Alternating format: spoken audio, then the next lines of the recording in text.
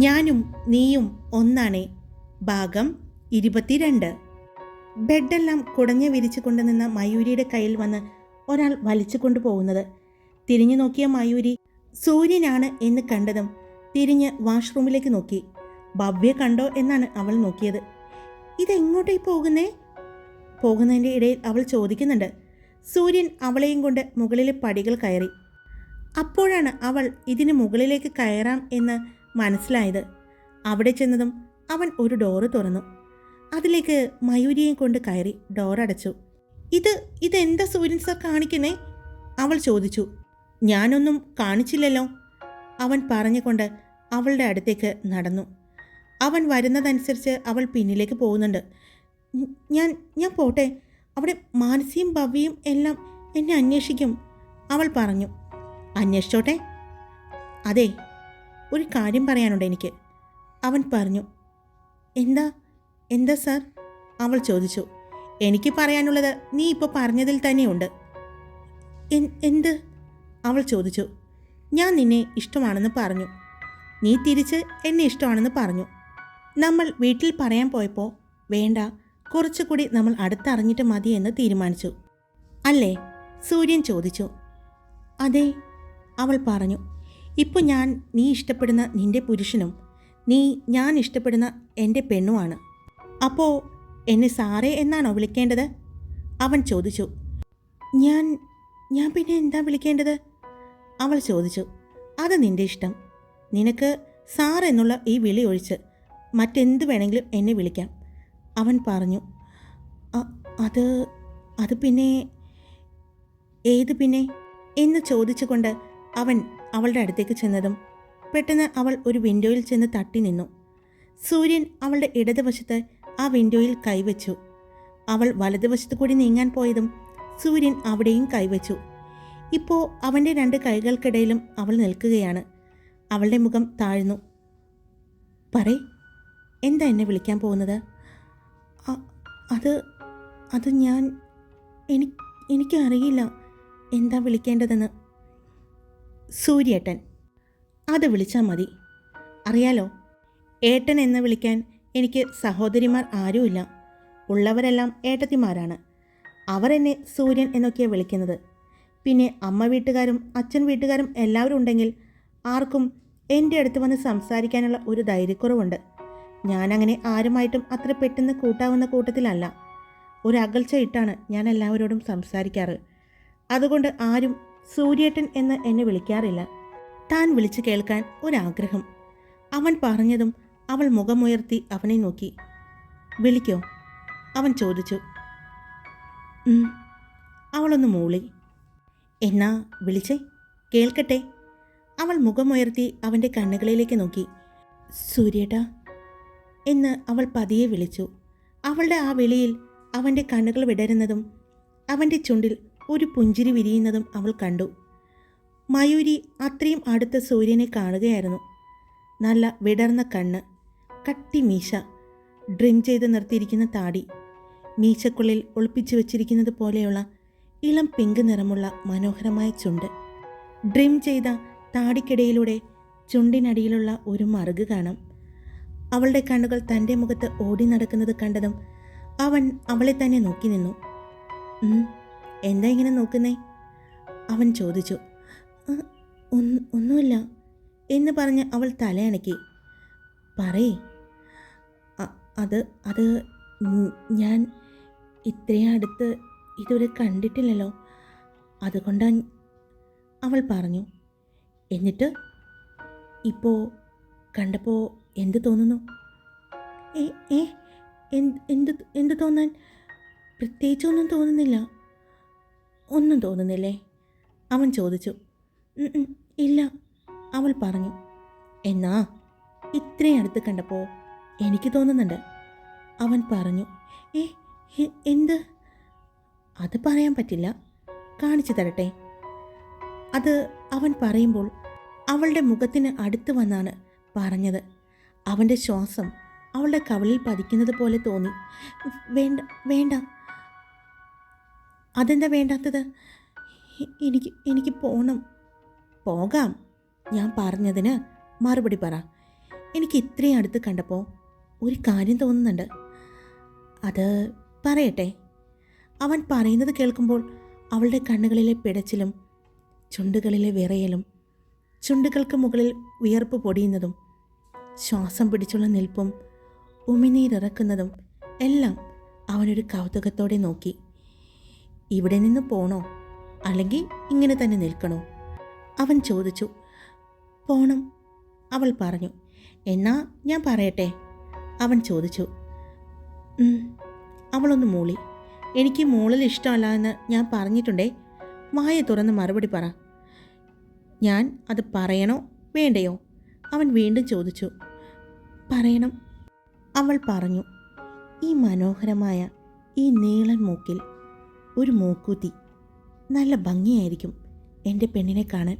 സൂര്യൻ അവളുടെ മൂക്കിലേക്ക് നോക്കി, പിന്നെ അവളുടെ കണ്ണുകളിലേക്ക് നോക്കി പറഞ്ഞു. അവൾ കണ്ണുകൾ വിടർത്തി അവൻ്റെ കണ്ണുകളിലേക്ക് നോക്കി. എന്താ ചെയ്യോ? അവൻ ചോദിച്ചു. എനിക്ക് പേടിയാ, അവൾ പറഞ്ഞു. ആണോ? എന്നാ വേണ്ട. എനിക്ക് തോന്നി ഈ മൂക്കിൽ ഒരു മൂക്കൂത്തിയുണ്ടെങ്കിൽ എൻ്റെ പെണ്ണിനെ കാണാൻ കുറച്ചുകൂടി സുന്ദരിയായിരിക്കുമെന്ന്. അവൻ അവളുടെ മൂക്കിൻ തുമ്പിൽ തൊട്ടുകൊണ്ടാണ് പറഞ്ഞത്. പക്ഷേ നിനക്ക് പേടിയാണെങ്കിൽ അത് വിട്ടേക്ക്, അവൻ പറഞ്ഞു. എന്നാ ഞാൻ പൊയ്ക്കോട്ടെ? എന്താ, എന്നെ പേടിയാണോ? അവൻ ചോദിച്ചു. അല്ല, ആരെങ്കിലും കണ്ടാൽ അവരെന്ത് വിചാരിക്കും? അവൾ പറഞ്ഞു. എന്ത് വിചാരിക്കാൻ? ഇപ്പോൾ വേണമെങ്കിലും പറയാൻ ഞാൻ റെഡിയാണ്. പക്ഷേ നമുക്ക് ഒരു ജീവിതമല്ലേ ഉള്ളൂ, അത് ആസ്വദിക്കണ്ടേ? അപ്പോൾ പ്രണയം അത് മിസ്സാക്കാൻ പാടില്ല. എൻ്റെ പ്രണയത്തെ തൊട്ടറിയാൻ, ജീവിതാവസാനം വരെ ഈ നെഞ്ചിൽ ഓർത്തു വയ്ക്കാൻ നമ്മുടെ മനോഹരമായ ഒരു പ്രണയകാലം വേണമെന്ന് എനിക്ക് തോന്നി. അതുകൊണ്ടാണ്. അല്ലെങ്കിൽ ഞാനിപ്പോൾ തന്നെ പറഞ്ഞേനെ. ജയദേവ് പറഞ്ഞതുപോലെ ആരും അറിയാതെ പ്രണയിക്കുന്നതിന് ഒരു സുഖമുണ്ടെന്ന് ഇപ്പോൾ എനിക്ക് തോന്നുന്നു. ഞാനതിങ്ങനെ ആസ്വദിക്കുന്നുണ്ട്. ആരും കാണാതെ നിൻ്റെ കൈ പിടിച്ചുകൊണ്ട് ദേ ഇവിടെ വന്ന് കയറിയില്ലേ? അതെല്ലാം ഞാൻ ശരിക്കും ആസ്വദിക്കുന്നുണ്ട്. ഈ നോട്ടം, നിൻ്റെ പേടിച്ചുള്ള ഈ നിൽപ്പ്, നിൻ്റെ കണ്ണുകളിൽ ഒളിപ്പിച്ചു വച്ചിരിക്കുന്ന പ്രണയം, അതെല്ലാം ശരിക്കും ആസ്വദിക്കുന്നുണ്ട്, അവൻ പറഞ്ഞു. സൂര്യേട്ടാ, പക്ഷേ എല്ലാവർക്കും എന്നെ ഇഷ്ടമാവോ?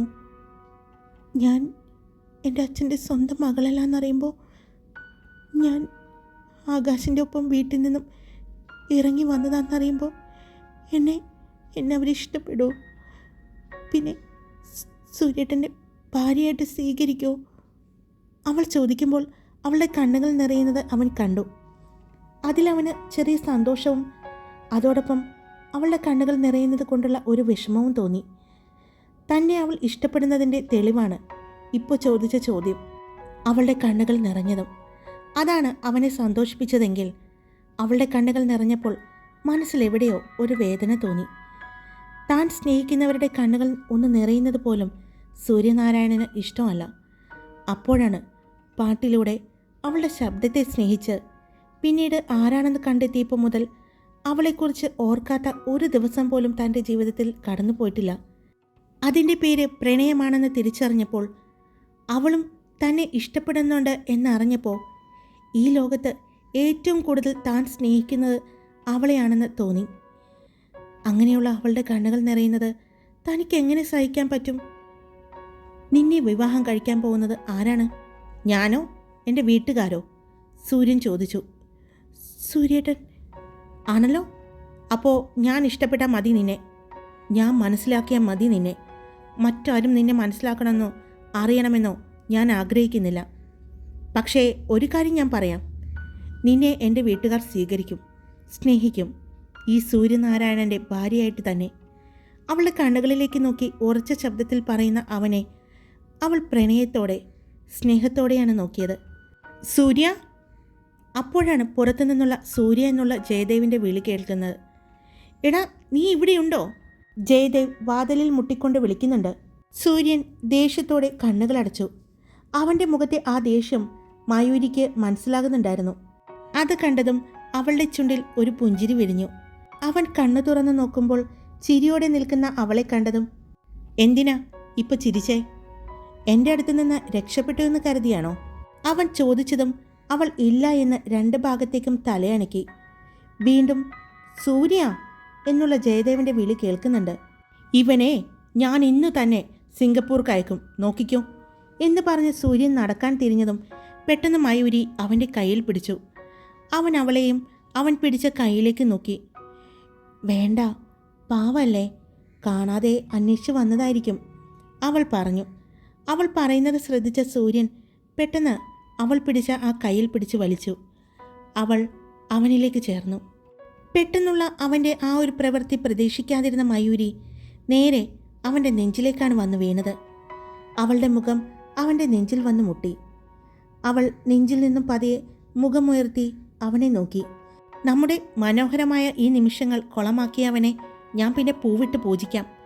സൂര്യൻ പറയുന്നത് കേട്ടതും മയൂരിയുടെ ചുണ്ടിൽ ചെറിയ പുഞ്ചിരി വീണ്ടും വിരിഞ്ഞു. അവൾ അവനിൽ നിന്നും നീങ്ങി നിന്നതും സൂര്യൻ ചെന്ന് വാതിൽ തുറന്നു. മുന്നിൽ കൈകെട്ടി നിൽക്കുന്ന ജയദേവിനെ കണ്ടതും എന്താ എന്താ നിന്റെ പ്രോബ്ലം? സൂര്യൻ ദേഷ്യത്തോടെ തന്നെ ചോദിച്ചു. എനിക്ക് പ്രോബ്ലമൊന്നുമില്ല. ഞാൻ വിചാരിച്ചു പ്രണയത്തിൽ ഏറ്റവും വലിയ കില്ലാടി വീരൻ ഞാനാണെന്ന്. പക്ഷേ ഞാനല്ല, നീയാണ്.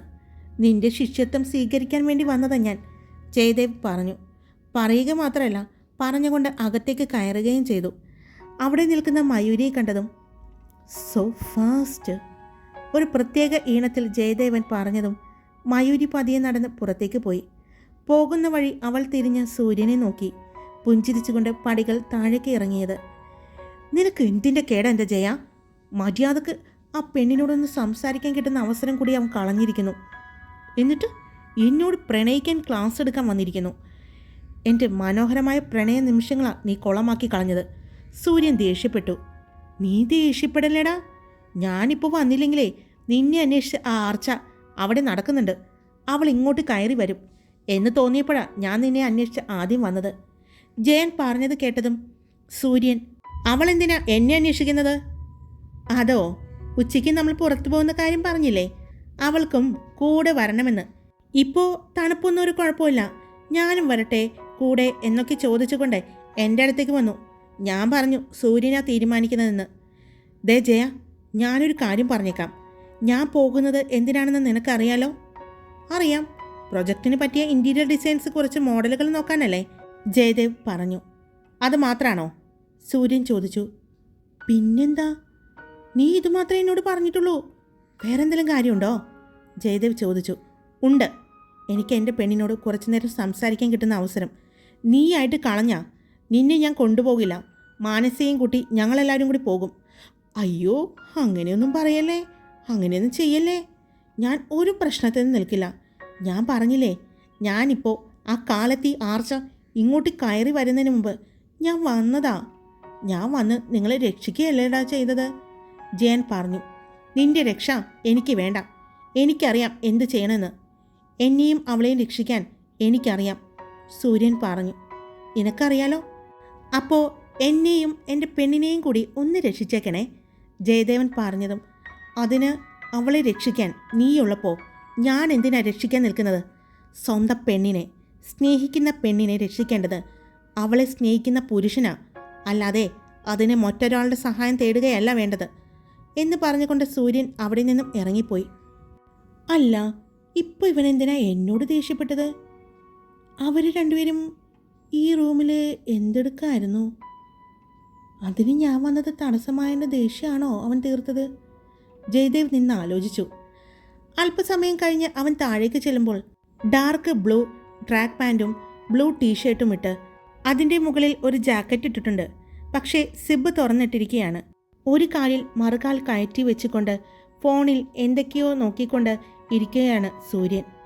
അപ്പോഴാണ് പടികൾ ഇറങ്ങി വരുന്ന മാനസിയെയും മയൂരിയെയും ഭവ്യയെയും അവരുടെ പുറകെ വരുന്ന ശ്രീരാഗിനെയും കെവിനെയും കാണുന്നത്. നിങ്ങളിത് എവിടെ പോവുകയാണ്? ജയദേവ് ചോദിച്ചു. ഞങ്ങൾ തോട്ടത്തിലേക്ക് പോവുകയാണ്, മാനസി പറഞ്ഞു. ആ, ഞങ്ങൾ നിങ്ങളെ കാത്തിരിക്കായിരുന്നു. എന്നാ വാ പോകാം. സൂര്യ, എന്നാ പോകാം എന്ന് പറഞ്ഞുകൊണ്ട് ജയദേവ് അവരുടെ കൂടെ നടന്നു. ഫോണെടുത്ത് പോക്കറ്റിലേക്ക് ഇട്ടുകൊണ്ട് സൂര്യനും അവിടെ നിന്നും എഴുന്നേറ്റു. അവൻ മയൂരിയെ നോക്കി, അവളും അവനെ നോക്കി. രണ്ടുപേരും ഒന്ന് ചെറുതായി പുഞ്ചിരിച്ചുകൊണ്ട് അവിടെ നിന്നും ഇറങ്ങി. സ്റ്റെപ്പിന് മുകളിൽ നിന്ന് ആർച്ച ഇതെല്ലാം കണ്ട് അവൾക്ക് ദേഷ്യം വരുന്നുണ്ടായിരുന്നു. മര്യാദയ്ക്ക് പോയാൽ മതിയായിരുന്നു. വെറുതെ ചാടിക്കയറി തണുപ്പുണ്ട് പറ്റില്ല എന്നൊക്കെ പറഞ്ഞതുകൊണ്ട്, അങ്ങോട്ട് ചെല്ലാൻ താല്പര്യമില്ല എന്നും പറഞ്ഞതുകൊണ്ട് ഇപ്പോൾ അങ്ങോട്ട് ചെല്ലാനും പറ്റാത്തൊരവസ്ഥയായിപ്പോയി, ആർച്ച സ്വയം പറഞ്ഞു. സൂര്യനും ജയദേവനും കെവിനും ശ്രീരാഗും മുന്നിലും അവർക്ക് പിന്നിലായി മയൂരിയും മാനസിയും ഭവ്യയും നടന്നു. അവർ തോട്ടത്തിലേക്ക് പോകാനുള്ള വഴിയിലൂടെ നടക്കുമ്പോൾ സൂര്യൻ തിരിഞ്ഞു നോക്കുന്നുണ്ട്. സൂക്ഷിച്ച് നടക്കണം, മഴ പെയ്തിരിക്കുകയാണ് എന്ന് അവൻ പറഞ്ഞ് അവരെ ഓർമ്മിപ്പിക്കുന്നുണ്ട്. ആ ഓർമ്മപ്പെടുത്തൽ ആർക്ക് വേണ്ടിയുള്ളതാണെന്ന് മാനസിക്കും ജയദേവനും മയൂരിക്കും മനസ്സിലായി. സൂര്യൻ തോട്ടത്തെക്കുറിച്ചും അതിലെ ഫ്രൂട്ട്സിനെക്കുറിച്ചും ജോലിക്കാരെക്കുറിച്ചും അതെങ്ങോട്ട് കൊണ്ടുപോകുന്നു എന്നെല്ലാം വിശദമായിട്ട് അവർക്ക് പറഞ്ഞു കൊടുത്തുകൊണ്ടാണ് നടക്കുന്നത്. അതിലൂടെ നടക്കുമ്പോൾ എല്ലാവരുടെയും കണ്ണുകളിൽ സന്തോഷമായിരുന്നു. ഓരോ ഫ്രൂട്ട്സും ഇങ്ങനെ ഉണ്ടായി നിൽക്കുന്നത് കാണാൻ അത്രയും ഭംഗിയായിരുന്നു.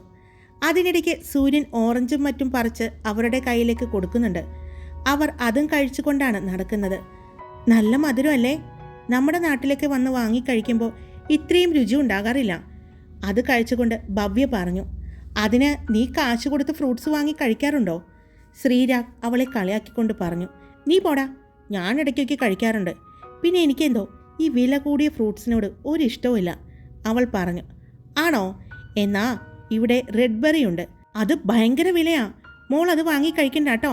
വില കൂടിയ പഴങ്ങൾ ഇഷ്ടമല്ലെന്നല്ലേ പറഞ്ഞത്, അതുകൊണ്ട് കഴിക്കണ്ട, കെവിൻ പറഞ്ഞു. എടാ, നീ വേണമെങ്കിൽ കുറച്ച് വാങ്ങിക്കൊണ്ട് വയ്ക്കോ. ഭാര്യ വിശേഷമായിട്ടിരിക്കല്ലേ, ഇതൊക്കെ കഴിച്ചാൽ ആ കുട്ടിക്കും നല്ല റെഡ് ബെറി പോലെ ഇരിക്കും, ശ്രീരാഗ് പറഞ്ഞു. ഞാൻ എന്തായാലും പോകുമ്പോൾ കുറച്ച് കൊണ്ടുപോകാമെന്ന് വിചാരിക്കുന്നുണ്ട്. എനിക്ക് കുറച്ച് തരുമോ? ക്യാഷ് എത്രയാണെന്ന് വച്ചാൽ ഞാൻ തരാം. നമ്മുടെ നാട്ടിലൊന്നും ഇത് കിട്ടാറില്ലല്ലോ. കിട്ടിയാൽ തന്നെ ഇത്രയും ഫ്രഷ് ആയിട്ടുള്ളത് കിട്ടാറില്ല. അതുകൊണ്ടാണ് കുറച്ച് ഫ്രൂട്ട്സ് പോകുമ്പോൾ എനിക്ക് തന്നു വിടാമോ? കെവിൻ ചോദിച്ചു. അതിനെന്താ, തനിക്ക് എന്താണെന്ന് വെച്ചാൽ കൊണ്ടുവയ്ക്കോ, ക്യാഷ് ഒന്നും തരണ്ട. ഞങ്ങളിവിടെ സെയിലിന് കൊടുക്കില്ലത്. ഞാൻ പറഞ്ഞില്ലേ, ഇതെല്ലാം നമ്മുടെ ഫാക്ടറിയിലേക്കാണ് പോകുന്നത്. ഇത് കൂടുതലും പുറത്തേക്കാണ് കയറ്റി വിടുന്നത്. പിന്നെ ഞാൻ പറഞ്ഞില്ലേ, ഞാൻ നാട്ടിൽ പോകുമ്പോഴും വീട്ടിൽ നിന്ന് ആരെങ്കിലും വരുമ്പോഴും രാമേട്ടൻ ഇഷ്ടം പോലെ കൊടുത്തുവിടും. അതൊരു ശീലമാണ്. ഇതിനു വേണ്ടി ഇങ്ങോട്ട് വന്ന ചരിത്രമുണ്ട് കേട്ടോ. ഏട്ടത്തി പ്രഗ്നൻ്റ് ആയിരുന്ന സമയത്ത്, ആ സമയത്ത് ഇവിടെ വന്ന് ഫ്രൂട്ട്സ് എല്ലാം ഏട്ടൻ കൊണ്ടുവരുമായിരുന്നു. ഞങ്ങളതിനെ ഒരുപാട് കളിയാക്കിയിട്ടുണ്ട്. സൂര്യൻ സംസാരിച്ചുകൊണ്ട് നടക്കുമ്പോൾ അവർക്കെല്ലാവർക്കും അത്ഭുതമാണ് തോന്നിയത്. ഇത്രയും ഫ്രണ്ട്ലി ആയിട്ട് സൂര്യൻ സംസാരിച്ചിട്ടില്ല. എപ്പോഴും ഗൗരവക്കാരനായ സൂര്യനെയായിരുന്നു എല്ലാവരും കണ്ടുകൊണ്ടിരുന്നത്. എന്നാൽ ഇപ്പോൾ എന്ത് രസമായിട്ടാണ്, ശരിക്കും ഒരു ഫ്രണ്ടിനെ പോലെയാണ് അവരോട് സംസാരിക്കുന്നതെന്ന് അവർക്ക് തോന്നി. അവർ സംസാരിച്ചു കൊണ്ട് വരുമ്പോഴാണ് ഒരാൾ വലിയ ബാസ്ക്കറ്റുമായിട്ട് വരുന്നത്. സൂര്യനെ കണ്ടതും അയാൾ നിന്നു. സൂര്യൻ ആ ബാസ്ക്കറ്റ് തുറന്നു നോക്കിയതും എല്ലാവരും അതിശയത്തോടെ ആ ബാസ്ക്കറ്റിലേക്ക് നോക്കി. അതിൽ നിറയെ റെഡ് ബെറികളായിരുന്നു. അവൻ അതിൽ നിന്നും കുറച്ചെടുത്ത് എല്ലാവരുടെയും കയ്യിലേക്ക് കൊടുത്തു. മയൂരിയുടെ കയ്യിലേക്ക് കൊടുക്കുമ്പോൾ അവൻ കണ്ണ് ചിമ്മി അവളെ കാണിച്ചു. അവനും അതിൽ നിന്ന് കുറച്ചെടുത്തു. അയാൾ അവിടെ നിന്നും പോയി. അവർ അത് കഴിച്ചുകൊണ്ട് നടക്കുമ്പോഴാണ് കുറച്ചു മാറി ഒരു ഏറുമാടവും അവിടെ ഇരിക്കാനുള്ള സീറ്റിങ്ങും കണ്ടത്.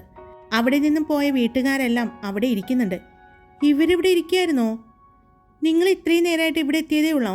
ജയദേവ് ചോദിച്ചു. ഞങ്ങളെല്ലാവരും പോയിട്ട് തിരിച്ചു വരുന്ന വഴിയാ, വേദവ് പറഞ്ഞു. എല്ലാവരുടെയും കയ്യിൽ എന്തൊക്കെയോ ഫ്രൂട്ട്സ് ഉണ്ട്. വീട്ടിൽ ചെല്ലുമ്പോൾ രാമേട്ടനോട് ലഞ്ച് വേണ്ടാന്നൊന്ന് പറഞ്ഞേക്കേ. എല്ലാവരും അത്യാവശ്യം ഫ്രൂട്ട്സൊക്കെ കഴിച്ച് വയറ് നിറച്ചിട്ടുണ്ടല്ലോ, വേദവിനെ കണ്ട് ജയദേവ് പറഞ്ഞു. ഓ, ഞങ്ങൾ തിരിച്ചു വരുമ്പോഴല്ലേ കഴിച്ചത്. നീ ഇവിടെ നിന്ന് പോകുമ്പോഴേ സ്റ്റാർട്ട് ചെയ്തുവല്ലോ. അങ്ങോട്ട് പോകുന്തോറും നീ എത്രമാത്രം കഴിക്കാൻ കിടക്കുന്നു, അർജുൻ അവൻ്റെ അടുത്തേക്ക് വന്നുകൊണ്ട് പറഞ്ഞു. ഡയറ്റിങ്ങാ ഞാൻ, ഇന്നത്തെ ദിവസം ഫ്രൂട്ട്സ് മാത്രമേ കഴിക്കൂ. അതെയോ, ഇത് എപ്പോഴെടുത്ത തീരുമാനം? അർജുൻ ചോദിച്ചു. ദേ ഇപ്പോൾ, ഈ അടുത്ത നിമിഷം എടുത്ത തീരുമാനം. ആണോ? എന്നാൽ നടക്കട്ടെ. രാത്രി രാമേട്ടൻ്റെ വക എന്തോ സ്പെഷ്യലുണ്ടെന്ന് പറയുന്നുണ്ട്. മട്ടൻ മപ്പാസോ അങ്ങനെ എന്തൊക്കെയോ പറയുന്നുണ്ട്. നീ എന്തായാലും ഡയറ്റിംഗ് അല്ലേ, കുഴപ്പമില്ല, ഞങ്ങൾ കഴിച്ചോളാം. അങ്ങോട്ട് വന്നുകൊണ്ട് അനന്തകൃഷ്ണനും പറഞ്ഞു. സൂര്യ, നമുക്ക് ഇന്ന് അങ്ങോട്ട് പോയിട്ട് ആ ബംഗ്ലാവിൽ പോയിട്ട് ഇന്ന് തന്നെ തിരിച്ചു വരാൻ പറ്റില്ലേ? ജയദേവ് ചോദിച്ചു. എന്തിന്? നാളെ വന്നാൽ മതി, ഇന്നൊന്നും വരണ്ട, വേദവ് പറഞ്ഞു. മട്ടൻ എന്ന് കേട്ടപ്പോഴേക്കും ജയദേവിൻ്റെ കൺട്രോൾ പോയതാണ് മോനെ. അത് കേട്ടുകൊണ്ട് വന്ന അർജുൻ പറഞ്ഞു. ഹായ്, അപ്പോൾ സ്റ്റോറി ഇട്ടിട്ടുണ്ട്. ഒരുപാട് പേര് കുറേ പേരുകൾ പറഞ്ഞു, എനിക്കിഷ്ടപ്പെട്ടു എല്ലാം. പക്ഷേ നമ്മുടെ ഈ സൂര്യനാരായണൻ എന്ന് പറയുന്ന പേരുമായിട്ട് ഒരു ലിങ്ക് ചെയ്യാൻ പറ്റുന്നില്ല. പക്ഷേ എനിക്ക് ഇഷ്ടപ്പെട്ട പേരുകളാണ്. ഞാനെല്ലാം പഴയ പേരുകളുടെ കൂട്ടത്തിൽ തന്നെ എഴുതി വെച്ചിട്ടുണ്ട്. ഇനി വരുന്ന നമ്മുടെ പുതിയ കഥകളിലും അല്ലെങ്കിൽ വരുന്ന കഥാപാത്രങ്ങൾക്കും ഈ പേരുകൾ നമുക്ക് എന്തായാലും ഉപയോഗിക്കാം. അപ്പോൾ പേരുകളെല്ലാം പറഞ്ഞ് എല്ലാവർക്കും ഒരുപാട് നന്ദിയുണ്ട്. ഇനിയും നിങ്ങളുടെ അഭിപ്രായങ്ങൾ എനിക്കിങ്ങനെ തന്നെ ഇട്ട് തരണം. എൻ്റെ ആവശ്യങ്ങൾ അറിഞ്ഞ് നിങ്ങൾ ചെയ്തു തരുമ്പോൾ ഒരുപാട് സന്തോഷം തോന്നാറുണ്ട്. അത്രയും സമയം എനിക്ക് സ്റ്റോറി ചെയ്യാൻ കിട്ടും, അല്ലെങ്കിൽ അത് ആലോചിച്ച് സമയം പോകും. പിന്നെ ലൈക്കും കമൻസും പോരട്ടെ കേട്ടോ, മറക്കരുത്. സബ്സ്ക്രൈബ് ചെയ്യാതെ കേൾക്കുന്നവരുണ്ടെങ്കിൽ സബ്സ്ക്രൈബും കൂടി ചെയ്തേക്കണേ. അപ്പോൾ നാളെ കാണാം. Love you all. It's me Karthika.